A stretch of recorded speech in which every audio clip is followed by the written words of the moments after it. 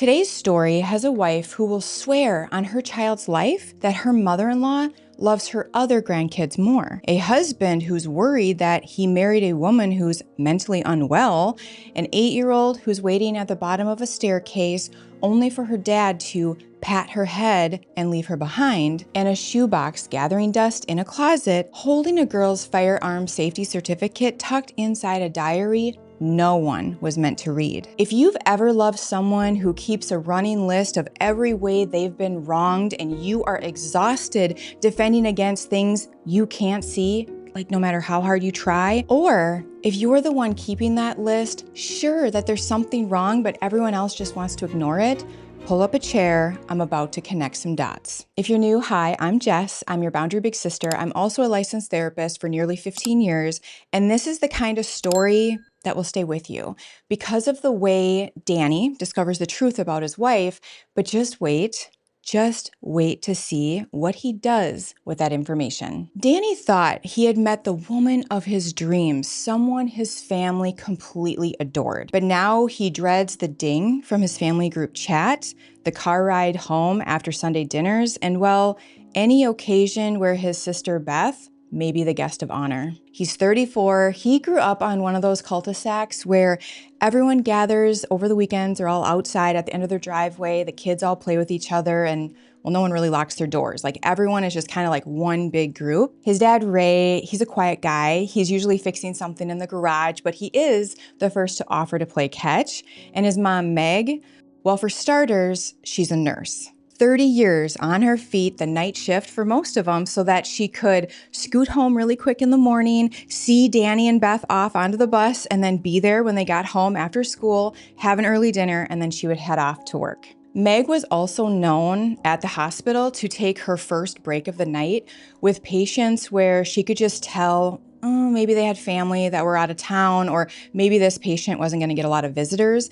So literally she would take her own personal time to sit with them so they wouldn't have to be so alone. When her mom's health started to slide, Meg somehow made all that work as well, where she was able to switch around her work schedule, take care of her mom at her home, and Danny, he would be the first to say, I barely noticed her absence. And then 2 years later, when her dad got sick, she actually did the same thing for him. Meg just wanted the last thing that either of her parents saw was either their view out their own window or their daughter's face, not some stranger's face in like a sterile location. But that's not even the part of Danny's mom or her history that kind of welds him to his family in a way that it's indestructible. The year Danny turned 15, he got really sick. Like I'm talking, he had to go stay in a hospital for most of freshman year, 40 minutes away from home. And he missed so much. He missed varsity football tryouts, something he was really looking forward to. In fact, most of his days, he would sit in his bed or lie in his hospital bed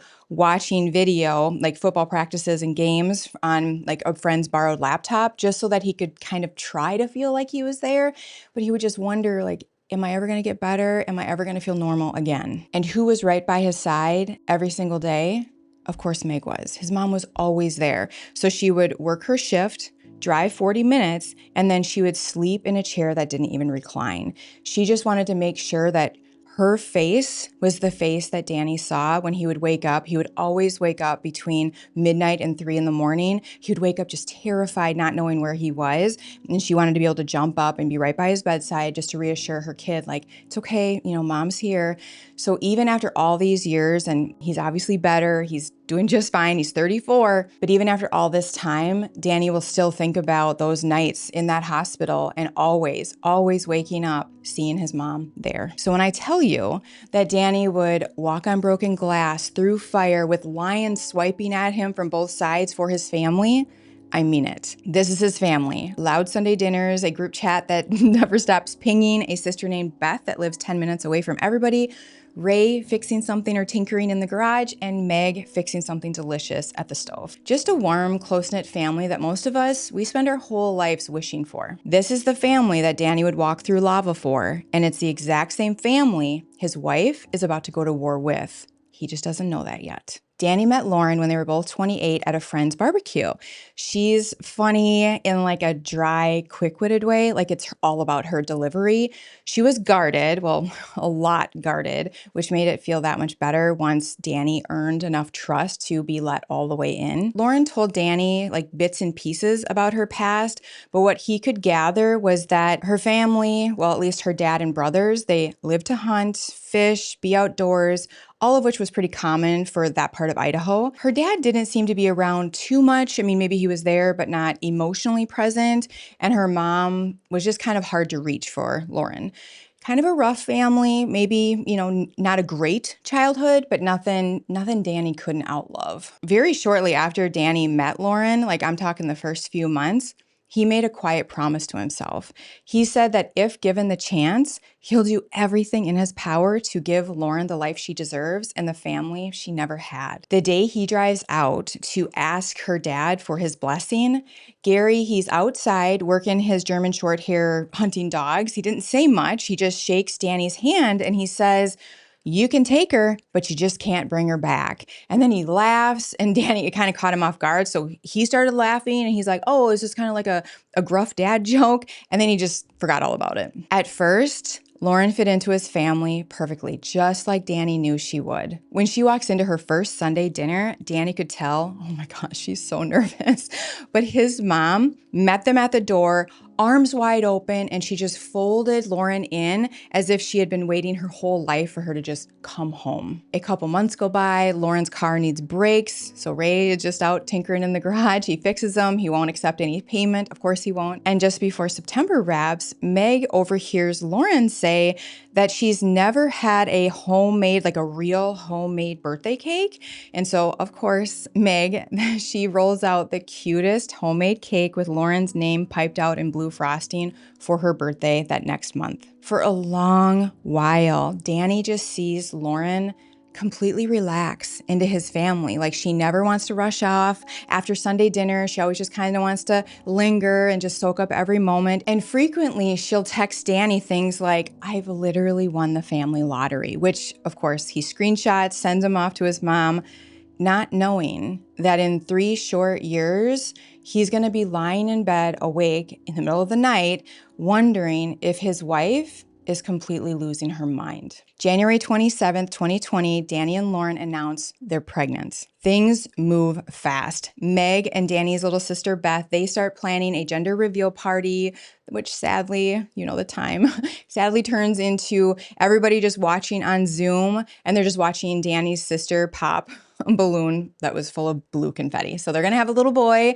Wasn't what they wanted. I think a lot of things happened during that time period where we're all kind of hunkered down, where we missed out on face-to-face interaction, but they did what they could. They held the gender reveal on Zoom, and then October 5th, baby Theo is born. All cheeks and thighs, the first grandbaby on either side of the family. So he was basically the center of everyone's world, at least until Beth gets pregnant. By the time it's Beth's turn for her gender reveal, all the lockdown restrictions, they're all lifted. So everyone gathers in the back of Meg and Ray's backyard, and they're just waiting for the cannon to reveal the puff of smoke, like what color is it gonna be? And it's pink. Beth is gonna have a little girl. Soon, the group chat more or less just becomes all about Beth, her pregnancy, ultrasound photos, name debates. Like it's just Beth, Beth, Beth, baby, baby, baby. And Beth is due in spring, and by winter, everybody in the family, I mean everybody, is leaning towards Beth. And that's when things really start to spiral for Lauren. She starts to not really show up that much in the group chat unless someone directly asks her a question. And when she does, she's really slow to respond. She starts doing this thing where she stands in the doorways rather than entering the room. She picks apart Danny's family every single car ride home from Sunday dinners. She complains nonstop about how the cake was bigger at Beth's gender reveal, how his mom invited more people to Beth's baby shower, and finally, how Meg is gonna love Beth's baby more than theirs. That second Christmas, after baby Lily is born, the whole family piles into Meg and Ray's tiny little living room. Wrapping paper is everywhere. Theo and Lily, they're just tearing into their gifts as much as they can, but they're side by side. tearing away the wrapping paper. And Danny, he already knows exactly what his mom got Theo because he watched her wrap everything perfectly for him last night. He was there almost until midnight, and he saw his mom send his dad back to Target 2 times because the truck wasn't perfect. Like the one that she got in the mail wasn't the one she wanted for Theo, and then he went and got a different truck, and it just wasn't right. So she begged him, please, I'll make you your favorite stuff. So Ray went back, of course, got the best truck, got it back there. So that's what he sees, but that's not what Lauren sees. On the ride home, Theo is asleep in the back seat, and she says really quiet and tight, Lily had more under the tree than Theo, and she's basically still a baby. You had to have seen it this time. And Danny, who watched his mom stay up half the night for their son trying to make it perfect, confesses he didn't see it at all. All he saw was his mom trying to put on a great Christmas for Theo, and then he tries to reassure Lauren that his mom is not playing favorites. But he can just see her, like out of the corner of his eyes. Lauren just deflates in the passenger seat. She goes quiet, not only for the car ride home, but for the next 3 days. Like literally, she just starts passing Danny in the house like he's a piece of furniture. Danny figures that this is probably, the rough patch people talk about in marriage. They're going through it, but things will get better. But it doesn't. In fact, Lauren's critiques, picking apart his family, the family, remember, that Danny would walk on broken glass for, it becomes her obsession. Months pass, and every single Sunday, it ends the same way. Theo is asleep in the back seat. Lauren's voice is quiet and tight, and she's like, you had to have seen the way that your mom just doted all over Lily today. She barely noticed Theo. And your dad, did he even talk to you? He barely even acknowledged me when I walked in. I kind of felt like, why do I even come anymore? And if Danny doesn't agree with her immediately, he's taking their side. If he defends his mom even just a little, she punishes him with silence for 3 days. And if he agrees with her, he's lying to his wife's face, saying he sees something that he absolutely doesn't see. So Danny starts to manage the only way he knows how. He makes it so they don't stay as long, like less time, less things to critique, thinking. He sends his mom soft texts after really hard visits, just kind of trying to smooth things over. And he even pulled his sister Beth aside, asking her to just kind of go a little easy, not realizing he's asking his own sister to shrink in her own family so that his wife doesn't feel so bad. But the cruelest part of all of this is that Lauren can't see she's literally building the thing she's afraid of. By year 4 of marriage, Lauren stops offering to help in the kitchen because last time she kind of felt in the way. So Meg, not wanting to push Lauren or make her feel uncomfortable, she stops asking her to come in the kitchen and help. Lauren, of course, clocks that as proof or evidence that she was never wanted there in the first place. And Danny can tell his family is all trying to bend around Lauren. They just don't want to upset her. Meg, she used to have these warm hugs where she would just wrap around Lauren. Now her hugs feel stiff because she doesn't know which Lauren am I going to get. Beth, she stops sending Saturday texts inviting them over for nothing at all. Just like, come on over. Like, we're just hanging out in the backyard. She stopped sending those texts. And like I mentioned, Sunday dinners, they just kept getting shorter and shorter.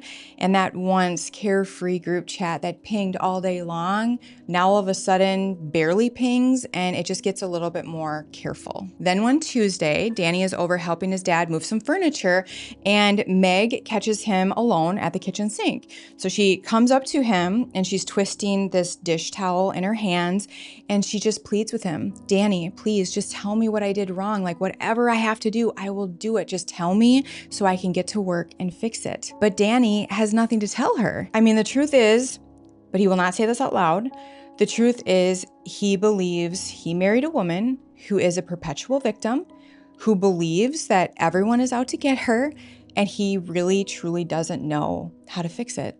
And then he looks at his mom and his heart just cramps because he's looking at her, blaming herself for breaking something that she absolutely didn't break. So his voice cracks. He hugs his mom. He promises her, I promise you, Mom, if it was something you did, I would tell you. And then he whispers his confession.